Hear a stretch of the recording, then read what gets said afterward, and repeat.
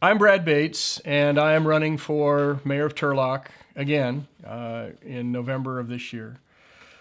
You know, one of the worst things that can happen to a city is to go bankrupt. And it happens. It happened to our neighbor up in Stockton. The city of Turlock actually faces that possibility. The California Public Employees Retirement System is the largest pension trust fund in the United States.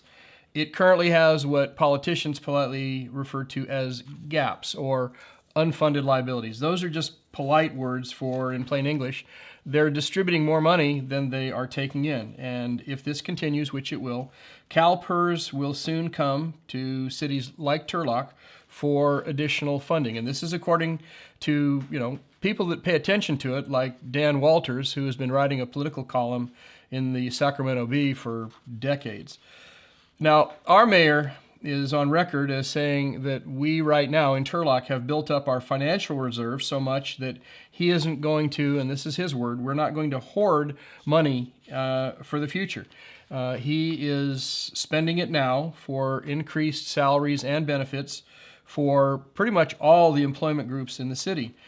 And even now, before these augmentations, which just recently got passed, go into effect, we are in a situation that our professional staff is saying is unsustainable.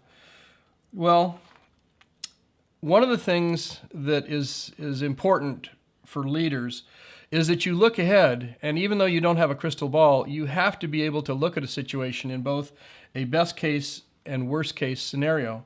I have said it before, and I'm going to say it again. Turlock has to take off the rose-colored glasses. This notion that whenever we have additional costs, we're going to find the money somewhere, that just isn't realistic. And I think that is what is happening right now. This is not the time for us to be spending down our reserves.